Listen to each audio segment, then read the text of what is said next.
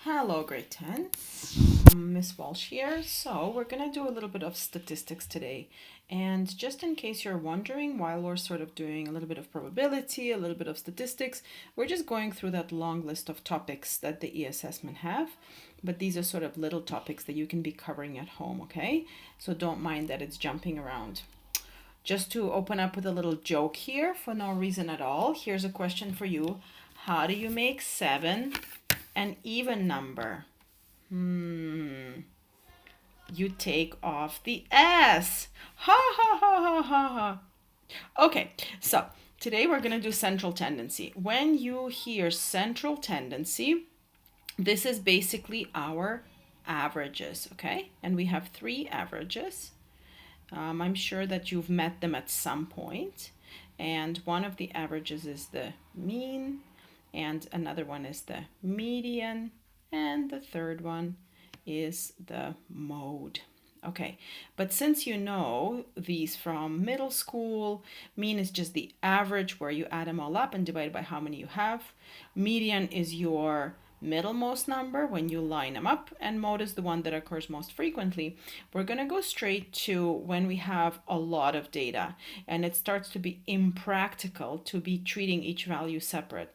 So what we do is we group the data in what's called a frequency table. Okay, what does this mean? So you put each value here, and then you just see however many times it occurs, and then that will be your frequency. Okay, so when we're going to be finding the mean, we're not going to be using this. We are going to be using our table only. So 13 happened 3 times, 14 happened twice, and 15 happened. Okay, so let's find the mean of this first. Okay, first of all, this X bar always denotes the mean. And again, this is revision from last year, but not all of you may remember or were here, in fact, right?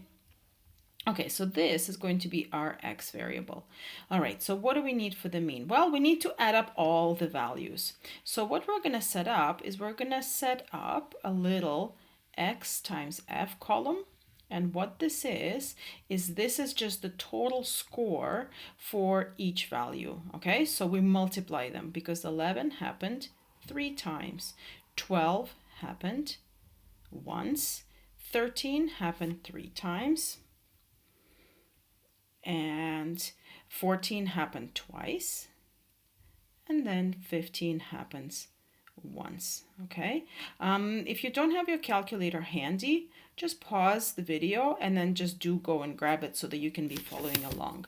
Okay, so let's add all these up. So we got 33 plus 12 plus 39 plus 28 plus 15, and we have a total of 127, okay?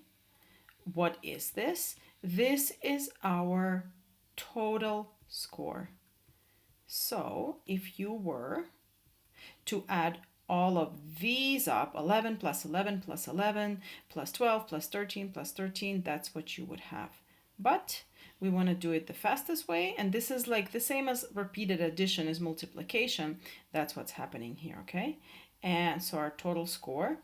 And then what we're going to divide by is we're going to divide by our frequency, total frequency. Yeah, so how many we have all together, okay? Well, how many scores do you have here? We have 1, 2, 3, 4, 5, 6, 7, 8. We have 10 scores all together, okay? So taking 127 and dividing it, and so our average ends up being 12.7, okay? So again, multiply each value by how many times it occurs, and then divide it by the total frequency. Now, a common mistake is that people divide by 5 because they think they have 5 different scores. Don't do that. And the reason for that is because think about it this way.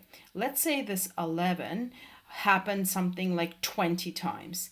That's going to drag your average down a lot, right? So you have to account for each time the 11 happened, okay? So that's why you have to add up the numbers here, not how many columns you have, All right.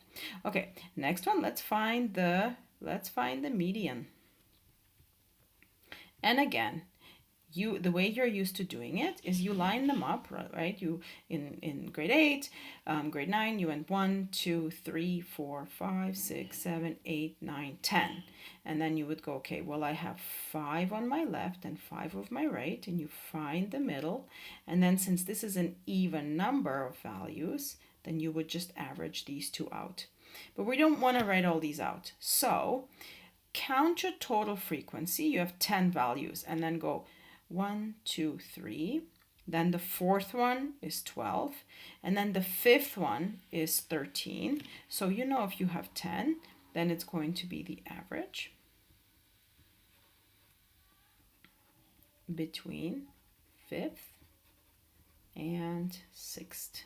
Okay, so then you know that your fifth value is 13, and you know your sixth value is 13. So basically, I mean, obviously the average of 13 plus 13 is 13, but I'm just going to write it anyway just for the sake of it.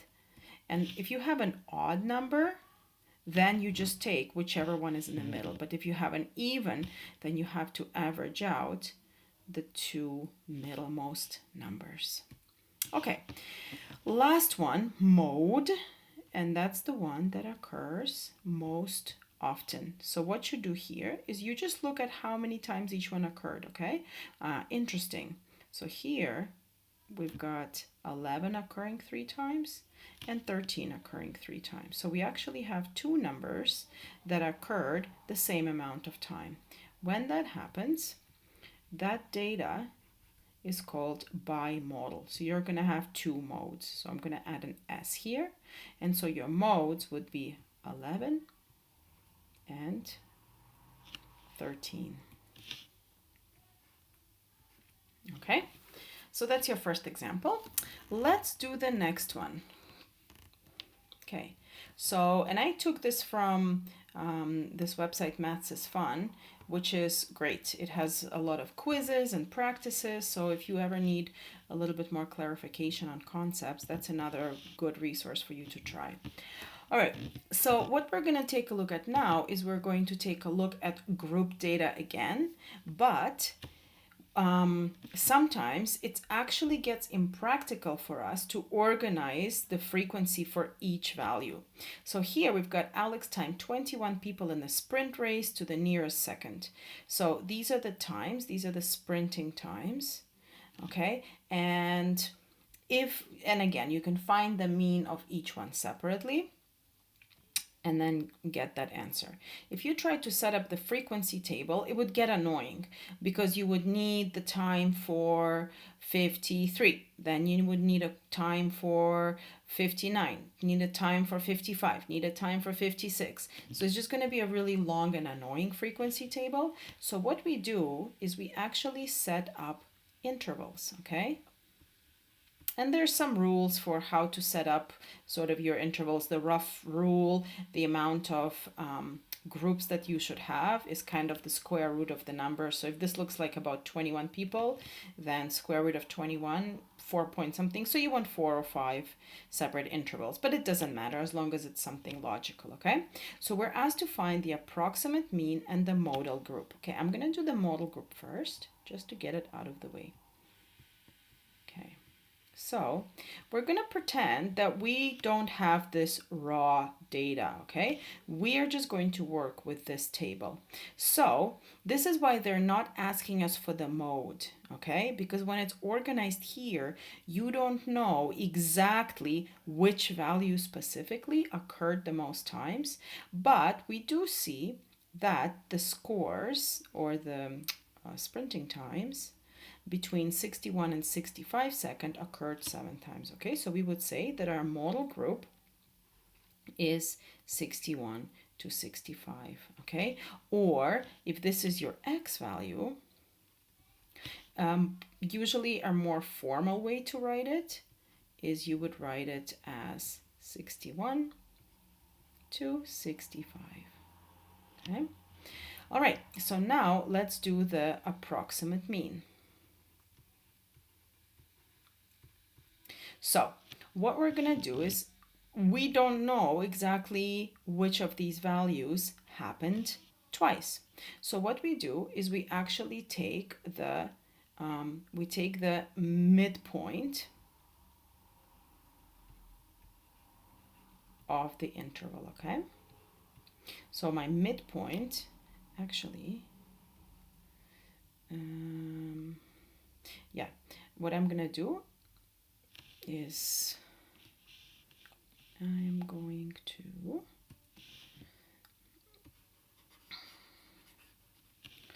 going to use this as my midpoint here, okay? It'll just look a little bit neater. Okay, so our midpoint between 51 and 55 is 53. 56 and 60 is going to be 58. And of course, as with math usual, you'll see a pattern. 63, and then we have 68. Okay.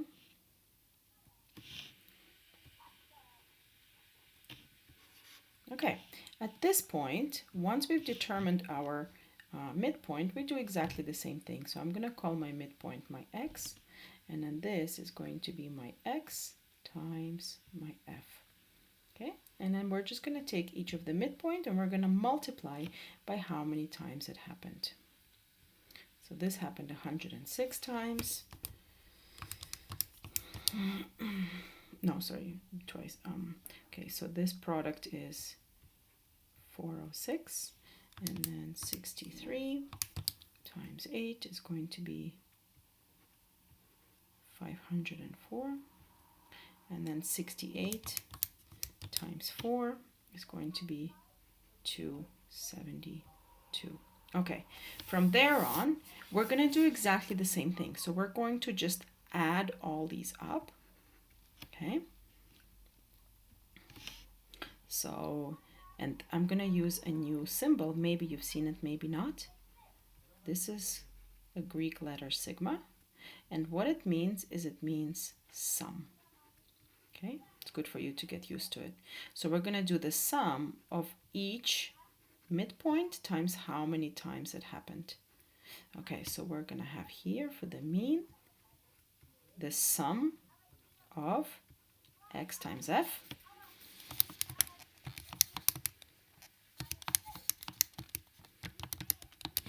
Okay, so I get 1288.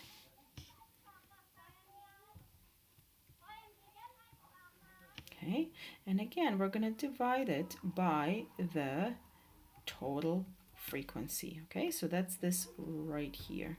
This right here is your total frequency. Okay, so this is how many values you have. So we're going to go 2 plus 7 plus 8 plus 4.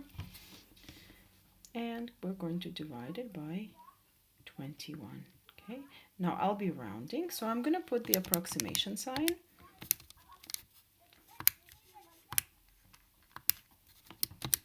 Okay, and we end up with 61.3 repeating. Okay, always do a little sanity check. Always see whether your answer makes sense, right? Look at these values. They're between 51 and 70, yeah? So your answer of 61 is something logical. If you're getting an answer of something like 20 or something like 80 that is outside this range, there's no way that that can be the average for it, okay? Okay, the last thing to address, and that is if you noticed in the wording, it said the approximate mean. It didn't say mean. And this will always be the case for when you're dealing with grouped interval data. The reason for that is because we just assumed that more or less, you know, all of these values will kind of average out to 58, and this will more or less average to 53. But we don't know, right? Each of these sprint times in this interval could have been 59, or they each could have been 56. In this interval, it could have been that all 8 values were 65, or all 8 values were 61. So this, of course, would, well, I mean, we do know from the raw data, but we're pretending that you don't. So this would affect your exact value for the mean, okay? So that's why, for when you're dealing with this group data, it'll always say find the approximate mean. As opposed to the one up here, it just said find the mean because we had the exact values for each. Okay, so there you go, off to practice. And we're not going to find the median for this one. We're just going to practice this group mean and the mode. Bye.